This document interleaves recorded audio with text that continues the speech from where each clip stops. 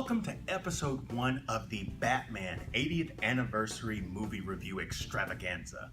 As I said in the Bat News where I talked about Robert Pattinson and the Batwoman trailer, I was going to do a retrospective of sorts and review every single Batman movie from the start of it until currently. And we're starting really at the very beginning. If you thought I was starting with Adam West, you didn't start early enough. This first one is the 1943 movie serial collection called The Batman. The Batman was directed by Lambert Hillier and it starred Lewis Wilson, Douglas Croft, and J. Carrol Naish.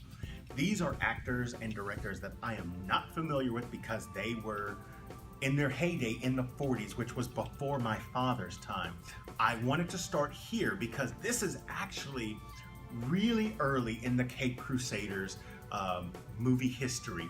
This was back when Batman was only 4 years old, and so he was relatively new as far as comic book movie standards go today. I'm going to tell you the things that I enjoyed about it. I'm going to tell you the things that I didn't enjoy about it. And even though I give grades on my reviews, with this retrospective, we're gonna pass all the grades. We're not going to deal with them. I'll just kind of give you a relevance as far as in comparison with today's age. So let's go ahead and get started with the story. And this is a story that you don't normally start off with a Batman movie. This is already Batman being established. The cops already know him. He's actually working with the government. Dick Grayson is already his, ward with Robin, and they get caught up in an overarching scheme. And I say overarching because even though this is put together like a movie, it's actually chopped up into 15 different parts, which is why it was kind of like movie serials. Bruce's girlfriend or lady he's seeing at the time, Linda Page, is going to pick up her uncle from jail. He was getting out of jail for something that he was wrongly accused of. And it turns out that he is being forced into this plot to take over the United States. There is an evil mastermind, Dr. Daka, who is trying to put things in place with the help of a death ray that's actually a radium-powered gun, and he's planning on overthrowing the United States for Japan. And there are some twists and turns as Batman tries to delve deeper into it, of course with the help of Robin and with the help of his butler, Alfred. Throughout the story, they get involved more, and they eventually take down Dr. Daka, but there's a lot of things that happen in the middle. And in all honesty, that's really all I want to talk about in the story. The good guys win. There's a lot of fights in the middle. So first, let me tell you about the things that I did like. Now, like I said, this is an early representation of Batman, so of course it's not going to be perfect. But one of the things that they did represent, and it happens to be in the name, Detective Comics. So they really explore the side of Bruce Wayne where he is a detective and he actually goes undercover to try and get more information out of all these gangsters. He plays one gangster against another, actually gets them to take each other down at some point. Also, he does play this billionaire, or maybe at that point it was a millionaire playboy, up to his advantage so that nobody in their right mind would think that he was actually the Batman.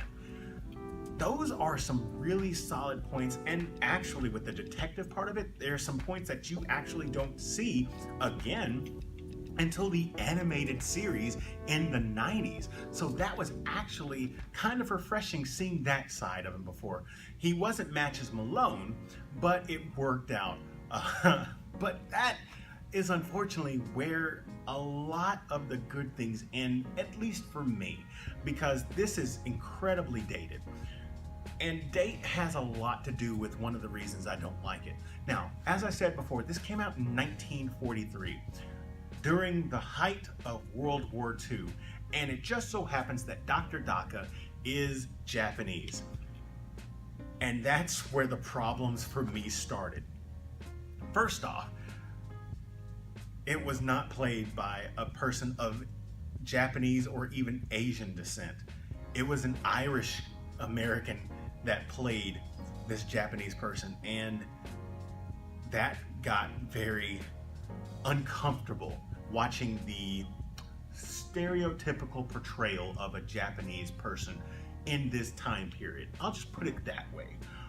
It was, like I said, uneasy to watch. And then, of course, whenever he was revealed to anybody that wasn't in on the plan, they immediately used some term that was maybe not the most culturally sensitive.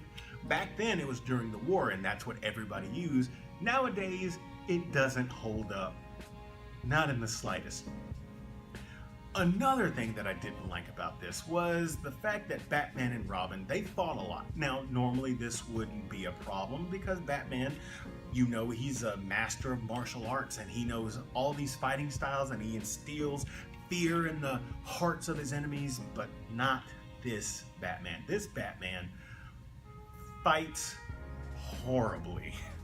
Like, it was pretty bad. And because this is a 15-part serial, there's usually one fight, you know, every 12 minutes or so. And they, you know, they play the dramatic, you know, music during the fight. And the bad guys really got used to kicking Batman's butt. Like, it was bad. He would get in one lick and then two licks, and then the gangsters would get in a, you know, one or two licks, and it was like trading blows. They're really, like, choreographically done okay, but this is not how Batman that we know him today would fight. And Robin, his favorite move was running at a gangster and jumping on his back, because that always works, right? Another thing, as far as when it was time to go get some criminals, there was no stealth involved. If they had the drop on the criminals, all right, we're gonna get them. Let's bust through this window and blow our, you know, advantage, blow our cover, so to speak. I understand that this was supposed to be action-packed, so there's really no reason to use stealth in this, but it was kind of uncomfortable watching Batman not be the Batman that I know. Another thing that I didn't really care for, and once again, I'm pretty sure that this has to do with it being serialized, so they had to make it as dramatic as possible every 14 minutes, was that a lot of times it seemed like Batman was kind of indestructible. So here's a few things that Batman survived. He survived a plane crash. He survived being thrown down an elevator shaft and landing flat. Like, there was nothing that stopped his fall. He didn't catch anything. He just boom, and we watched it happen. He survives a dynamite explosion without any cover. Did they forget that they were doing a Batman serial and not a Superman serial? I'm not exactly sure. But those were some big gripes that I had. Alfred is in this quite a bit. I think he's in almost every single, you know, segment that they have. And as far as being a butler is concerned, he does a fine job, but they make it out to be very bumbly and kind of clumsy. And that's not the Alfred that I know. Not that it was the biggest sin. Trust me, I named all the biggest sins already. But it just didn't seem like the suave, svelte Englishman that we know him to be today.